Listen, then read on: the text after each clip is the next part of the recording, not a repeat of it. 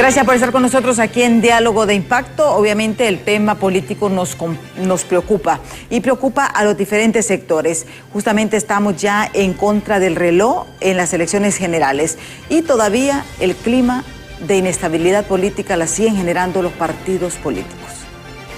Pues se ha cumplido con el calendario electoral. El 6 de junio se realizó el sorteo para definir las posiciones en las papeletas. Esto pues vino a dar un respiro de tranquilidad a todos los hondureños. El lunes 9 de junio inicia la revisión de los requisitos para las candidaturas independientes. Esto pues de cara justamente a las elecciones generales. El viernes 13 de junio es el último día para que el Consejo Nacional Electoral realice el pago del anticipo de la deuda política del 60%. Y vean ustedes, pagamos con sus impuestos, mis impuestos, y de los que realmente pagamos impuestos en este país, pagamos no solamente las elecciones primarias, sino que también pagamos por cada voto, 43 lempiras por cada voto. El domingo 15 de junio se publica el proceso de contratación del sistema de transmisión de resultados TREP. Justamente este proceso que es muy importante para la transparencia en las elecciones generales. Vamos a elecciones con la eliminación de la mayoría de los partidos emergentes y tampoco van a haber alianzas políticas. Hay que ver cómo les va si presentaron alguna candidatura independiente. Pero realmente la situación es bastante grave porque solamente van 5 partidos políticos. La pregunta que nos hacemos, ¿tendrán futuro las candidaturas independientes? ¿Es justo realmente que tengamos que pagar tantos miles de millones de lempiras? Pero miren ustedes, las elecciones primarias nos costaron 2.000 millones de lempiras para que salgan diciendo que hubo fraude, que no pudieron cumplir un pinche contrato. Esa es la realidad. Miren, hoy tenemos como invitadas a dos organizaciones que están sumamente preocupadas, al igual que usted y yo, por el clima de incertidumbre política generada por los partidos políticos. Y vamos a ser sinceras, el tripartidismo. Estamos hoy a 174 días de las elecciones. Y como decía CESPAD, unas elecciones generales bajo la sombra de la fragilidad institucional y la desconfianza ciudadana. Eso es lo que tenemos ahorita. Y nos preocupa. Nos preocupa porque el tiempo está corriendo. Está corriendo. Y en vez de ver vicios de tranquilidad, de paz, de armonía, de que realmente vamos a una fiesta electoral, estamos en una incertidumbre que genera miedo. Hoy tenemos como invitadas aquí en estudio a Alejandra Fuentes, ella es del Observatorio Electoral del COEP, y también tenemos a la abogada Osiris Páez de CESPAD. CESPAD es una organización que también está realizando un monitoreo, ha hecho muchos análisis bastante interesantes realmente de lo que está ocurriendo con nuestra clase política. Gracias, abogada Fuente, por estar aquí con nosotros en Diálogo de Impacto. Muchas gracias, Emma, y muchas gracias por la invitación. Saludo pues a la compañera Osiris y también a todos los que nos están viendo, sintonizando a través pues también de redes sociales y que están preocupados, como usted lo mencionaba, por este tema electoral, porque el tiempo ya está en marcha, el reloj ya está en contramarcha para este proceso electoral que es tan importante para cada uno de nosotros. Sí. También tenemos a Osiris Páez. Osiris, pues ellos presentaron un informe bastante completo y habla mucho de la fragilidad institucional. Fragilidad institucional no porque las instituciones estén mal, no, es por quienes dirigen las instituciones electorales que son manejadas por los partidos políticos, por el tripartidismo, porque tienen repartido el pastel. Y fue interesante realmente, porque al final todo lo que buscamos es garantías de unas elecciones limpias el 30 de noviembre. Muchísimas gracias, Osiris, por estar aquí con nosotros en Diálogo de Impacto. Buenos días, un gusto estar aquí con ustedes compartiendo. Sí, este informe ustedes señalaban 3 puntos claves. 3 puntos claves, ¿ustedes hicieron algún sondeo, Osiris, para llegar a algún tipo de consulta? ¿O fue un análisis jurídico de ver todos los hechos que se han venido dando porque el creer que al sumarse el tripartidismo, el Partido Libre al poder y conformar ese tripartidismo, íbamos a tener muchas más garantías. Pero vemos que más bien las instituciones electorales se han vuelto a decir un poco anárquicas al no permitir a partidos, por ejemplo, como PCH, porque al final es la cuarta fuerza política en el Congreso Nacional, y no permitirle el ingreso a participar en las elecciones primarias, en las elecciones generales. Disculpe, fíjese que escucho un segundo audio y no escucho el suyo de fondo. Ok, tal vez me pueden corregir eso, chicos, ahí Sí. Ok, por mientras, Alejandra, ustedes también están montando este observatorio por mientras solucionamos el problema técnico con Osiris. Así es, desde el Consejo Hondureño de la Empresa Privada nosotros hemos montado pues lo que es la Oficina de Observación Electoral. Esta oficina es precisamente una unidad que se va a encargar de concentrar todos los esfuerzos de la empresa privada para poder aportar de manera positiva a el proceso electoral. No solamente porque nos interesa desde el ámbito privado, sino porque realmente para las empresas privadas, para todo este sector, es importante que existan elecciones transparentes, que exista un Estado de Derecho, que existan instituciones fuertes, como usted lo mencionaba. ¿Para qué? Para poder fomentar la empresa privada, para poder fomentar la creación de empleos, el desarrollo del país y aportar de manera positiva a lo que realmente necesitamos cada uno de nosotros como ciudadanos. Una de las actividades que hemos estado realizando ya desde el mes de mayo es el seguimiento precisamente a ese cronograma electoral que ha publicado ya el CNE y que es, digamos, la hoja de ruta, que es esa línea que nos define qué se tiene que hacer para poder llegar a un proceso electoral correctamente. También realizamos boletines semanales, porque realmente el inicio del proceso electoral no solamente se dio con la convocatoria de elecciones, sino que realmente, digamos, pasamos del proceso de primarias a generales de un día para otro, y todo este tema de la inscripción de partidos y demás ha dado apertura a lo que es el proceso electoral, y nosotros hemos estado ahí haciendo un análisis semanal, una lectura que sea corta, que sea rápida, pero que le permita al ciudadano realmente tener un contexto de qué es lo que sucede, cuáles son realmente los fundamentos legales, y a partir de eso informarse, porque lo que nosotros queremos es que la ciudadanía realmente esté informada y que a partir de esa información tome una decisión para poder realizar una elección consciente el 30 de noviembre, que se decide realmente nuestro futuro. Ya tenemos recuperado la conexión con Osiris. Osiris, ustedes hicieron este informe que 3 puntos claves plantean ustedes.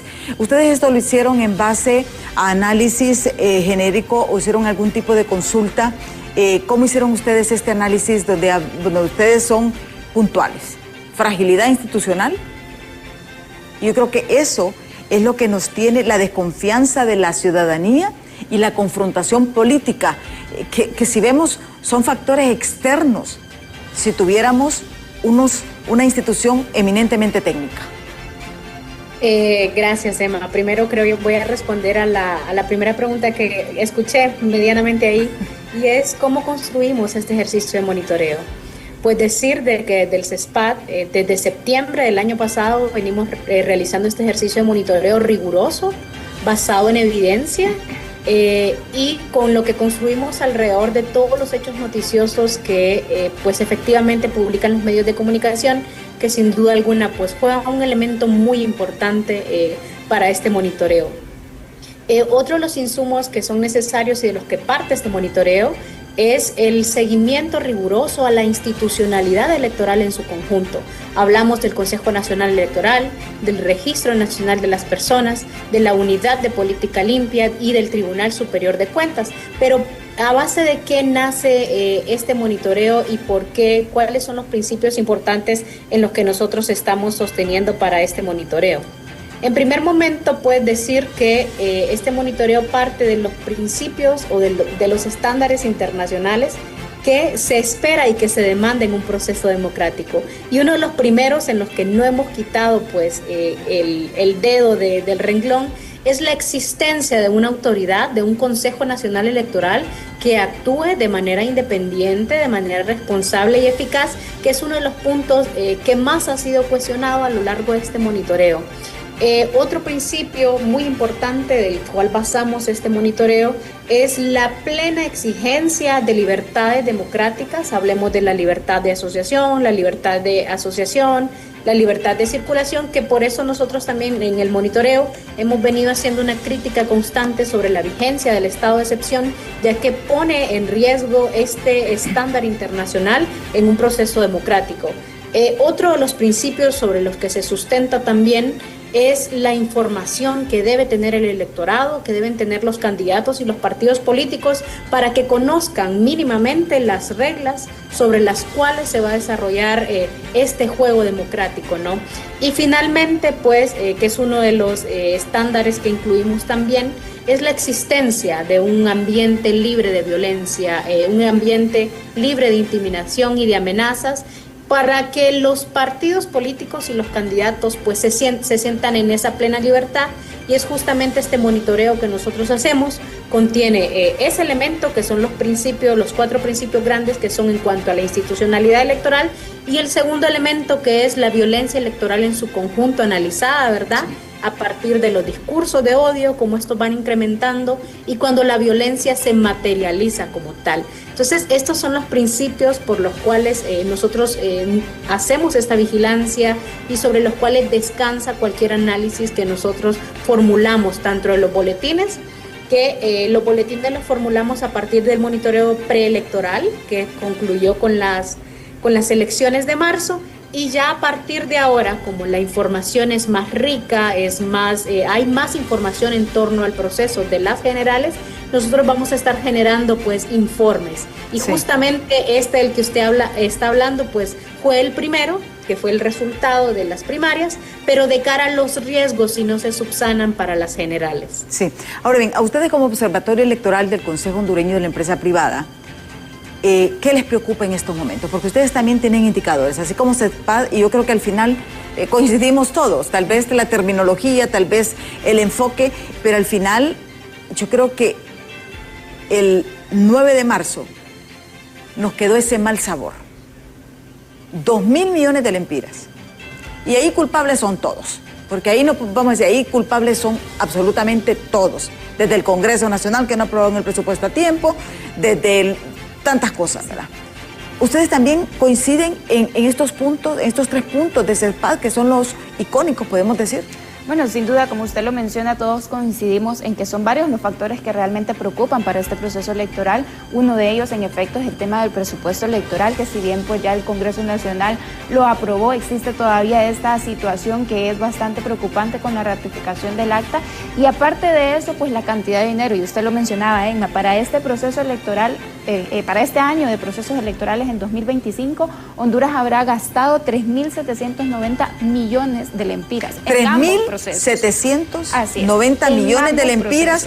Eso nos va a costar las elecciones primarias, bueno, hasta ahorita, ¿verdad? Porque como si se hacen un ajuste... Exactamente, y usted lo menciona, hasta ahorita porque ese es el presupuesto aprobado. Sin embargo, seguramente va a existir una ampliación. Y mira aquí qué importante, son 1.000 millones de lempiras más que en elecciones de 2021, en donde participaron 14 partidos políticos y en donde hubo un gasto importante para el tema de bioseguridad, porque si lo recuerdo estábamos todavía saliendo de pandemia. Entonces, es una erogación bastante grande, de la cual sin duda alguna nosotros estamos de acuerdo en que se invierta en elecciones, pero sí, que sea una inversión. Si me repite la cifra exacta de 3.000. 3.790 millones de lempiras en ambos procesos, elecciones primarias y elecciones generales.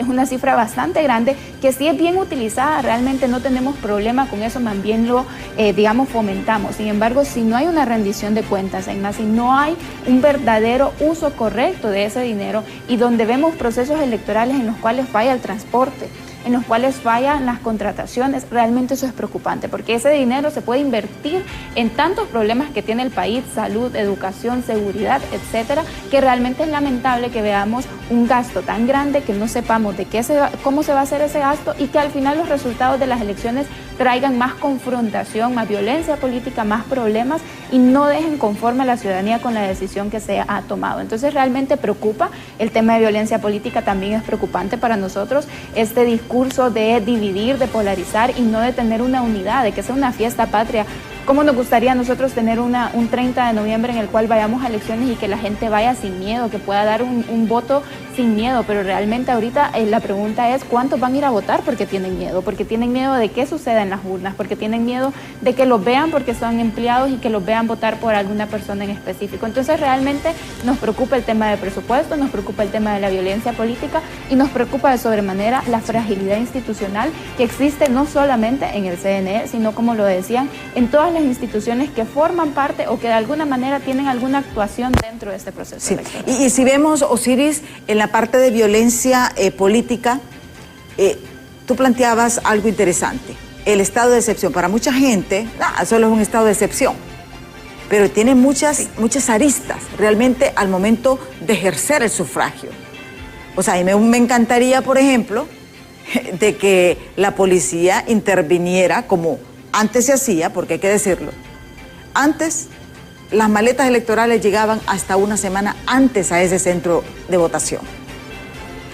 Y ahí había policía, había adentro del centro las Fuerzas Armadas y afuera la Policía Nacional. Sí. ¿Pero qué pasó? Todo ese esquema de seguridad realmente fue un fiasco en las elecciones primarias. Y yo creo que nadie se lo imaginó. Y el problema que estamos viendo con la violencia electoral, la violencia política, es que no hay quien la frene. Mire, usted escucha esos políticos, cómo se insultan, cómo se dicen cosas y cómo quieren que... porque esto es una cascada. Recordemos, ellos son líderes de opinión, son líderes de masa. ¿Qué podemos esperar nosotros de aquel activista apasionado que cree en su líder y que podría realmente desencadenar, que es lo que yo no quiero y me da hasta pena decirlo, lo voy a decir? O sea, yo temo de que haya enfrentamientos y hasta pérdida de vidas humanas el 30 de noviembre. ¿Ustedes tienen esa misma percepción, Osiris? Bueno, en cuanto al estado de excepción, nosotros desde el CESPAT lo planteábamos, que gracias a Dios no implicó pues un riesgo en el proceso primario, pero lo planteábamos desde el hecho de que qué hubiese pasado si el estado de excepción pues se hubiese instrumentalizado en el ejercicio de las primarias. Tuvimos ciudadanía pues que defendió las urnas votando hasta las 12 de la mañana, algunos no pudieron ejercer su sufragio por las zonas que eran pues de alta conflictividad, pero sí sigue siendo un riesgo la posible instrumentalización del estado de excepción. En relación a este tema de la seguridad, del caos electoral y estos discursos de violencia, creo yo que son varios temas que planteaba que sí es necesario verlos y procesarlos por separado. Sí, pero antes de que comience, tenemos que ir a una pausa y regresamos con usted para que me lo desglose, porque es un tema que tenemos que verlo. O sea, estamos a 174 días de las elecciones, realmente nos preocupa lo que está pasando, confrontación hasta en el mismo Consejo Nacional Electoral. O sea, ¿qué podemos esperar nosotros? Que el pueblo reaccione pacíficamente, si como dicen popularmente se están agarrando de las greñas entre ellos. ¿Cómo? Porque al final todo lo que queremos es unas elecciones con paz. Pero continuamos con Osiris después de la pausa, así que no nos cambie, que en breve regresamos.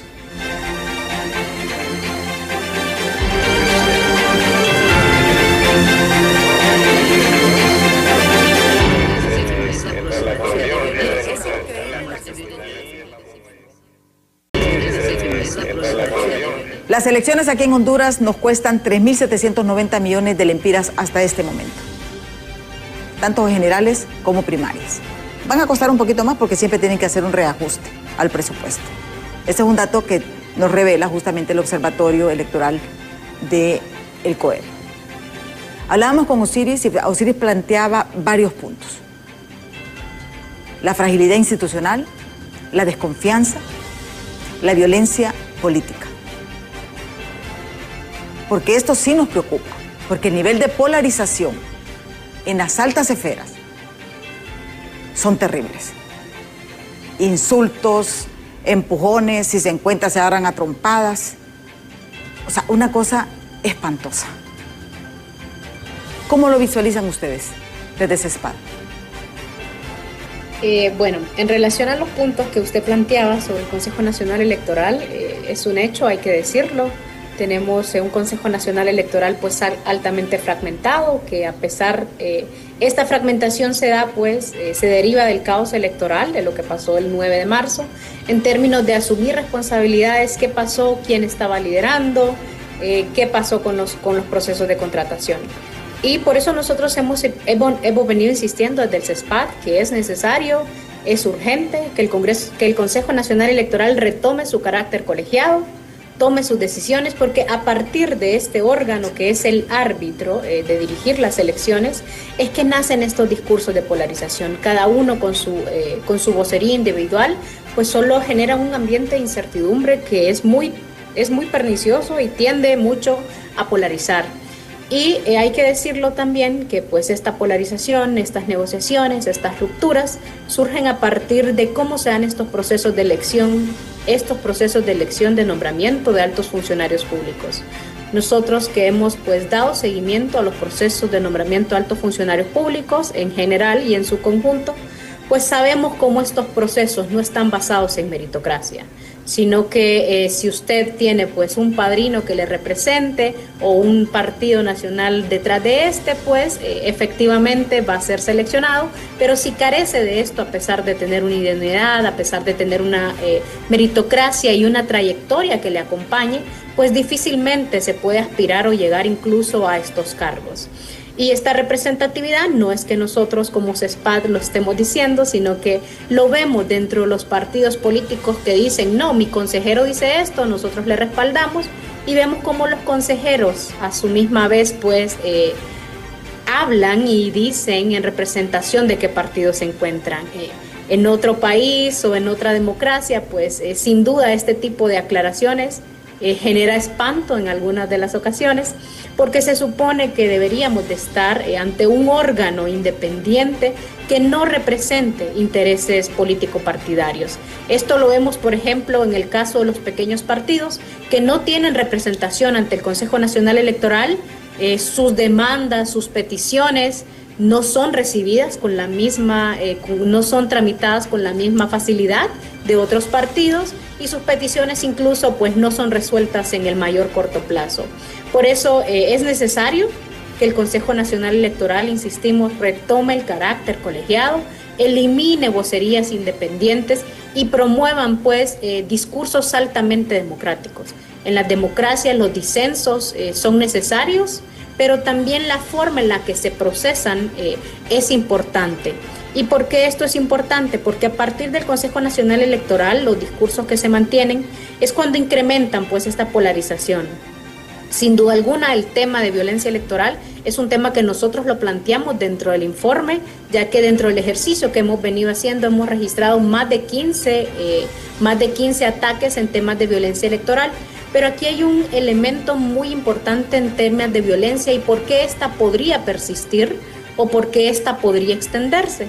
Y es aquí donde nosotros hacemos un cuestionamiento y un llamado a la labor del Ministerio Público, ya que no ha habido avances sobre estos incidentes, en estos incidentes que han pasado. Entonces, mientras haya una tendencia de impunidad y no haya una respuesta inmediata del Ministerio Público en investigación de estos antecedentes, de estos incidentes, pues muy difícilmente pueden disminuir estos términos de violencia. Sí, y aquí vemos también, porque hay un tema que sí no lo podemos obviar, abogada Osiris y abogada Alejandra, es el hecho de la cadena nacional. Ya los diputados ven como un ataque directamente, una amenaza, cuando se habla ya del término de la expulsión, al citar el artículo 194 de la Constitución de la República, donde establece varios parámetros, y como decimos, estamos en un proceso, en estos momentos, si tuviéramos un Congreso realmente comprometido con el proceso democrático electoral, deberían de estar sentando la base, pero mezcla el presidente del Congreso Nacional que el presupuesto no se va a ratificar, cada quien tiene su versión, porque aquí el problema en Honduras es que cada quien interpreta las leyes como se le plazca, porque es la verdad. Aquí no hay una constitución que diga esto es así. Aquí, o sea, nos han engañado toda la vida. Pero sí preocupa que en medio de toda esta turbulencia, o sea, existe ese tipo de amenaza sutil, porque que es una amenaza, es una amenaza. O sea, y lo conversamos con la abogada Fuentes. O sea, es una obligación de los diputados estar presentes en la sesión, haya o no haya sesión, tienen que estar ahí, porque para eso se les paga. Así es. ¿Les preocupa a ustedes? Sí, claro. Esta última declaración del presidente del Congreso Nacional, Luis Redondo. Sí, claro, obviamente es algo preocupante porque entonces estamos viendo como un Congreso Nacional que lamentablemente durante todo este periodo ha estado en conflictos, ha estado en parálisis. Recordemos que estuvo en parálisis el año pasado, antepasado, también estuvieron en una parálisis bastante profunda en donde incluso se cerraron las puertas del Congreso y no se abrieron hasta que llegaron a un acuerdo, digamos, tras las puertas, y eso obviamente nos preocupa que ahora cuando tenemos pues precisamente un proceso electoral en puerta, que si bien pues está aprobado el presupuesto, se tiene que ratificar, pero si se necesita una ampliación, pues vamos a tener que ver cómo el Congreso Nacional va a poder llegar a un consenso, y eso es precisamente la importancia de esa fragilidad institucional que se ve reflejada en todas las instituciones o en la mayoría de las instituciones, en donde cuando se trata de tratar básicamente temas que son de tanta importancia como un proceso electoral, se ve como no existe, digamos, esa posibilidad de llegar a consensos o llegar a una decisión que sea clara. Aquí es importante tomar en consideración, y voy a traer a la mesa también el tema de las reformas electorales. Sí. Y no solamente electorales, sino las reformas que se tienen que hacer a diferentes leyes, porque como usted lo dice, aquí se interpretan las leyes como a conveniencia de cada persona. Sin embargo, por ejemplo, el tema de la ley orgánica del Congreso Nacional. Veíamos cómo en el pasado se pedía o se exigía que ésta se reformara porque es una ley que es bastante, digamos, vieja de su creación. Ahora no se ha tocado el tema de la reforma a la ley orgánica, y eso puede traer consigo este tipo de conflictos en donde no hay claridad de cómo se debe de hacer o cómo se debe manejar el protocolo para el tema de la ratificación del acta. Lo mismo sucede en el tema electoral. Todo este tema que ha sucedido, por ejemplo, con los partidos políticos que no fueron inscritos por la falta de tiempo, se habla de que fue el CNE que no les avisó con tiempo, los partidos políticos, etcétera. Todo esto se debe a que es una ley joven, esto es el contrario, la ley electoral es una ley joven, es apenas el segundo proceso electoral general al que vamos con esta ley, y obviamente es una ley que de la literalidad a la práctica pues necesita ciertas reformas. ¿Cuál es el problema y por qué traigo esto a la mesa? Porque solo nos acordamos de eso cuando vamos a procesos electorales. Exactamente. El próximo año ya vamos a empezar con otros temas, y hasta que vayamos nuevamente a una elección vamos a tocar de nuevo este tema. Y esa es la importancia de que también tengamos en consideración en los años que no son lectivos el tema de las reformas electorales y cómo es importante que los diferentes sectores, la academia, la sociedad civil, en la empresa privada también impulsemos estos temas de reformas electorales, de procesos electorales, aun cuando no estamos en un proceso electoral, porque después, y como lo decían en algunos momentos, después son las quejas, después son ay, ya no tenemos tiempo, y eso obviamente también es preocupante. Y es irónico, nosotros aquí en BTV, justamente aquí tenemos el artículo 197, le voy a leer el segundo párrafo, donde dice: los diputados que con su inasistencia o abandono injustificado de las sesiones dieren motivo a que no se forme el quórum o se desintegre serán expulsados del Congreso Nacional y perderán por un periodo de 10 años el derecho de optar a cargos públicos. Este es el problema. El artículo siempre ha estado ahí, pero nunca se había mencionado y nunca se había utilizado. Hay que decirlo. Pero también vemos que hay muchas más amenazas. Abogado Osiris, el hecho, por ejemplo, que se haya presentado un recurso de impugnación a la candidatura de Salvador Narrala, el hecho de que no se haya inscrito al PCH, el hecho de que que se está presentando también otra impugnación en contra de la candidatura del candidato de la Democracia Cristiana, y todos estos ligados al partido de gobierno. Porque hay que decirlo, o sea, los tres hechos, en el caso del PCH, es traición del tripartidismo al PCH, porque ahí los tres se pusieron de acuerdo. Pero los otros dos han sido personas afines al partido. Y usted hablaba de esta libertad democrática, Osiris. ¿Cómo lo interpretan ustedes? Aquí es un tema del viejo bipartidismo, de la vieja clase política que se rehúsa, se resiste a permitir que otros, que ingresen nuevos partidos y que estos puedan tomar fuerza. Y esto pues, la no participación tanto de candidatos independientes como pequeños partidos resulta altamente preocupante, porque hay que recordar que nuestro sistema democrático descansa bajo un sistema de partidos políticos. Entonces, mientras no se abra camino ante nuevos partidos políticos, entonces es imposible poder avanzar, o sería casi imposible poder avanzar a una democracia con otras cualidades, a partidos políticos que nos aporten otros términos.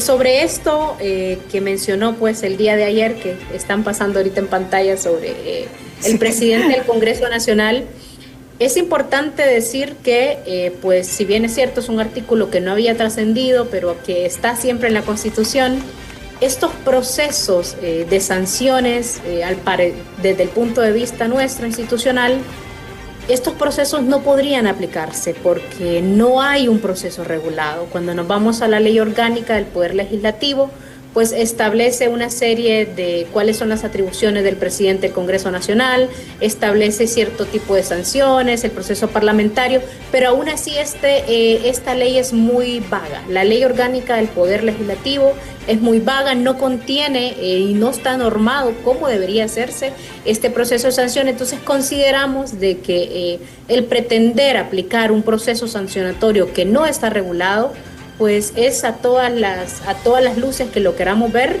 sería improcedente. Debería de primero regularse este proceso de sanción, aprobarse en el Congreso Nacional, incluirse en un reglamento independiente o incluirse dentro de esta misma ley previo a su aplicación, ¿verdad? Si no, pues claramente sería un mensaje directo a los partidos políticos sobre su desplazamiento de sus curules. Entonces, si no, nuestra postura no es que se aplique. Sí hay que recordarlo, como muy bien lo decía Alejandra, hay muchos de los partidos, hay muchos diputados que no se presentan a sesionar, que sí debería de hacerse algo, ¿no? Porque al final es un término de fuga de salarios sobre los congresistas que no ejercen su función parlamentaria, pero es importante que estos procesos estén regulados, porque si no, pues caen en la total discrecionalidad, podrían instrumentalizarse como persecución política también o desplazamiento de estos funcionarios. Sí, ya tenemos varios mensajes que nos han escrito a través de las plataformas y también del 3182-5600 que vamos a dar lectura. Veamos. Dice, buen día, saludos a usted y a sus invitadas.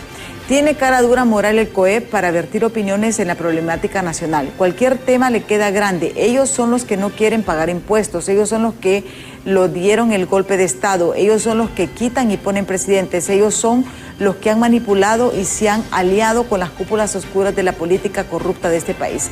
Saludos Luis Guzmán, saludos a Luis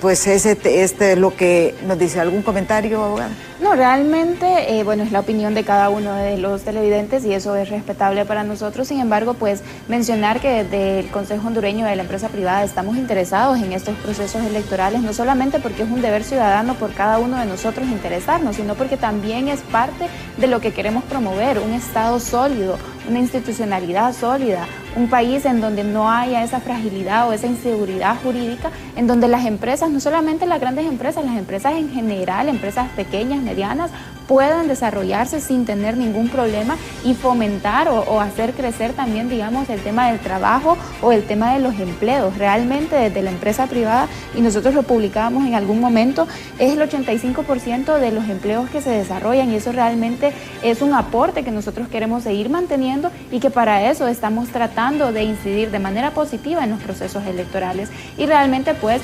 es las opiniones que se generan no tienen, digamos, esa trascendencia para nosotros en decir, bueno, entonces no nos vamos a incluir, no. De lo contrario, nosotros estamos participando con la Oficina de Observación Electoral, con todo lo que podemos, de manera de que tengamos información también certera, que aporte, que apoye y que la ciudadanía se sienta confiada en acudir a un proceso electoral y que se haga respetar su voluntad, porque eso es lo que todos queremos al final. Sí. Elecciones transparentes y que la voluntad del pueblo se pueda respetar en las próximas elecciones. Sí, y aquí hay algo para irónico, podemos decir que ambas citaron, las dos citan las reformas electorales.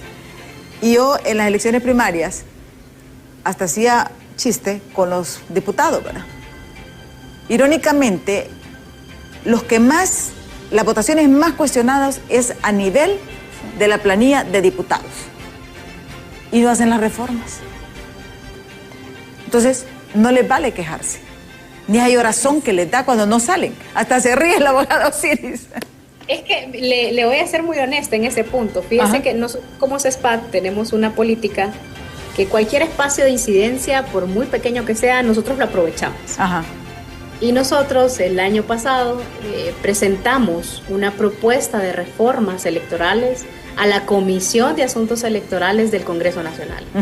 Esta propuesta, déjeme decirle, Emma, que estaba construida desde los considerando y estaba construida artículo por artículo. Estaba de la manera literal que nosotros, dentro del análisis, dentro de todas las demandas de la sociedad civil y la ciudadanía en general, construimos. Eran reformas a la ley electoral, reformas a la ley de la unidad de política limpia, eran reformas también, un montón de reformas que nosotros habíamos considerado muy importantes, incluso unas orientadas a la depuración de candidatos que no cumplían en términos de idoneidad y que no eran aptos para cargos. Pero el primer año, pues, viene el Congreso Nacional entrando, todavía no es un año de reformas. Segundo año, pues, hay temas más importantes que hay que atender, ¿no? Que son de campaña, que vienen demandas de la ciudadanía. El tercer año ya estamos muy próximos a las elecciones, entonces no es tan conveniente. Y dentro del cuarto, pues ya estamos, ¿no?, en el pleno año electoral y hay acuerdo de no hacer reformas electorales. Entonces, sí es un tema muy importante la necesidad de hacer reformas. Pero aquí yo no solo señalaría que sí es importante, no quiero negar que es una responsabilidad exclusiva del Congreso Nacional de hacer estas reformas y de tener iniciativa y voluntad política para procesarlas, pero también es un tema de demanda, ¿no? Es decir, poco trasciende también en otros años este tema de reformas electorales. Nosotros hicimos una campaña muy importante sobre la necesidad de estas reformas, pocos se sumaron a esta demanda. Pero sí es importante, si en el primer año, hemos considerado nosotros que si en el primer año en el que inicia un gobierno, inicia un Congreso Nacional, no se atienden estas demandas, pues es muy difícil procesarlas en los siguientes años. Sí. Y yo aquí el chiste es porque ellos son los que pasan una razón en las elecciones, que pasan ahí hasta durmiendo, peleándose en los consejos, y no hicieron reformas. O sea, ellos no hicieron reformas, entonces que no se quejen. Así es. Esa es la mera realidad.